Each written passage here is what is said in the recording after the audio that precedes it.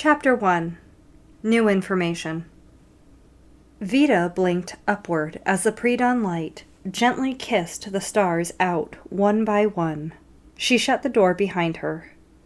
She frowned as she lowered her gaze and returned to focus locking her apartment. Just another perfect sunny day in Aphthonia that she would not get to see the light of by her own volition. The workplace was easier for her mentally than the crowded streets of festival season. She began her short trek to work at a speedwalker's pace, ensuring that she would miss the glory of the day. Running a little later than she would like, she skipped her morning coffee to make it to the office by a time that she deemed appropriate. Like always, she was mostly alone on her walk, except for a few cats that darted by, chasing some unseen victims, and an untimely cart pulled by a camello clicked noisily by on the street. The bioluminescent mushrooms that lined the buildings and the walls of the avenue were starting to fade and blink into brown background noise. Dark outlines of tall apartment buildings were revealing their walls, completely covered in large leafy plants starting to bloom, which occupied her attention all the way up to the steps of the surrogacy center. Today was the start of the super bloom in the city, and the plants were starting their biggest seasonal show, planned out by the city coordinators and their eager participants. Most people took this day off to enjoy the celebration of flowers and life. Vita was not like most people. She was going to use the quietness of the offices to get caught up with some work. The doctor had been working on a new research project over the last few months and wasn't ready to openly discuss what it was all about.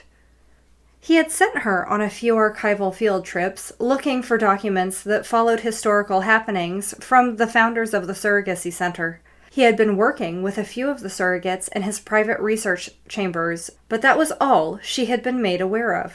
She entered the lift on the other side of the clean, expansive first floor. The lift stopped on the fourth floor, and she exited. There were a few nurses stationed around at all hours to make sure that the surrogates and rare patients were properly tended. 3 nurses sat in a gaggle, giggling at one another. They all watched as she walked past. 2 on the other side of their line glanced at each other and motioned for her to join them. "You're in for a treat today," the largest of the women hooted. All 3 were mostly illuminated by a large television screen, which had the news on silent. "What's that supposed to mean?" Vita questioned her, while the shortest one snickered. "Around the time we got here, the doc ran out of his office looking very distressed. He made it as far as the visitor's desk, then he puked all over the floor, and then he passed out." The short nurse snorted, amused by his misfortune. "You should have seen the way he twitched." There was. Vita heard enough to know that something was very wrong. "Thanks," she ended the conversation and dashed up the corridor. "What's her issue?" one of the women sneered from behind her. As far as Vita was concerned, Verithy had the immune system of a god. The man never missed a day of work and was perfectly fine when she left him about 5 hours prior. He had been in his usual state of over-caffeinated late-night work madness. She had assumed he would fall asleep at his desk shortly after she left. It wouldn't be anywhere close to the first time. He was married to his work and was always chasing whatever answer next needed solving. She wouldn't have been surprised if he had perhaps neglected himself, but not to that degree. Her head started listing possibilities. Couldn't have been the food. I had what he had. Her mental process was interrupted as she reached the French gray door that marked Verithy's office. She brought her right hand over the face of the door, and it lit up in response with a screen and digital yellow sticky note that had an untidy scrawl. The doc caught some sort of bug. Elisha and Kennick took him to the ER. They sent him home saying that it seemed like some sort of really bad flu. He was insistent that you got this memo. Doc S. She let her left hand stray to her scalp, scratching nervously as she tapped the door again, bringing up a keypad. Out of habit, she glanced down at the still empty hallway to make sure no one saw her code, tapped it in, and entered the room after the door sank into the floor. Once she was on the other side, the door shut automatically and securely behind her. The room didn't look too different from when she had went home for the evening. She crossed to the middle left, where the doctor's desk was, Anne looked to see if there was more of a note. There wasn't. She picked up her tomo and tried direct calling Verethe. The dial tone, a woman wailing in trilling octaves, was obnoxious enough for Vita to put it in surround sound while she tidied up the food from the night before and sorted it into the waste bins, separating food from recyclables. The woman gave it her all through 3 rounds of the recorded song before a beep sounded. "Hang up," she said out loud before the call ended, only propelling her sense of concern further. Verethe was a highly sought-after doctor. Fewer than a handful of people were granted regular access to his office space. It had been more than a few years since she had transferred to working under him directly, but she remembered from the boarding packet long ago that he had procedures in place in case he didn't make it in. She sat in the high-back, black and white leather chair behind the doctor's desk and pulled the small blue folder from the top left cubby of the desk. The last time she had touched this notepad was when she was transferred here. The blue color of the protective case was practically obscured by the thick layer of dust that covered its surface. She flipped the cover to expose a shiny screen that brightened, showing the doctor's outlined expectations of her job. Her eyes scanned the options quickly until they arrived on the command, "Diligence with sickness." On the occasion that you should get sick, please ensure any sensitive material is secured in Verethe's personal office, even if that means calling him to come in and collect it. On the occasion that Verethe is out, check messages first, then call. If he does not pick up and it seems odd or an error to you, please check on the personal security cameras for his room. If something seems wrong and there is a secure project underway, please make sure that it gets to Verethe's personal address of 1597 Voltaire Avenue, Pratchett County, Afthonia. Vita closed the file and tucked it back into its dusty home, then woke the portal they used to monitor and regulate their work. She pulled the cameras up for the room and turned back to the time when Verethe clearly launched himself from the room. It had been less than an hour after she took her leave. She flipped through the hour to find that, not long after she had departed, a balding man had been allowed in. Goosebumps ran from her heart up to her arms in shock as she stared at the new information on the screen. The man was summoned in, and Verethe seemed to regard him with the body language of an old acquaintance. The doctor clearly finished working on the sentence on his screen in front of him, and the newcomer seemed to quickly and discreetly tip a bottle over the open plate of food the doctor had been eating off of on the desk. The 2 men appeared to have a short conversation, and the doctor pointed to the door. The man in the gray suit nodded and left like it was no issue. Verethe then took a bite of food, shaking his head in outward distrust and continuing to write. It wasn't long after that he was making a mad dash for the hallway, a hand over his mouth. He didn't make it to the entry before puking up something in the white basket by the door, just behind the vase, full of fake grass. He then picked up the basket and continued his way up and out of sight. This was the last thing she had ever really expected to happen at work. She sat in momentary disbelief as she realized she had cleaned up the food that could have been tested for whatever substance had been put in it. Moving on with her task of securing the requested documents, she hoped the doctor had bothered to follow his own organizational rules for the current documents on the high security list and put them back in their correct homes. There was a drawer on the right side of the desk that had a fingerprint lock. She put her finger on the pad and it gently shot open, showcasing some of the desk's treasures. Inside there was a protective chip carrying case.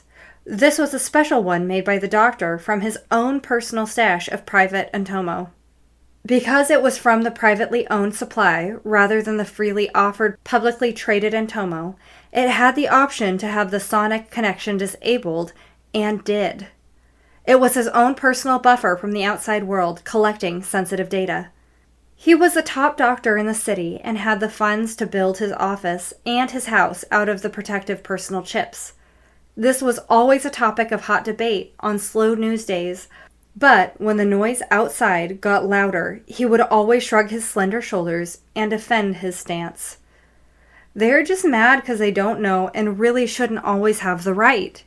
His words bounced around her head as it all suddenly clicked in a wholly new light. She was suddenly glad he had been a bit paranoid. There was only one document Chip to be concerned about, and to her relief, it was left in the screen reader.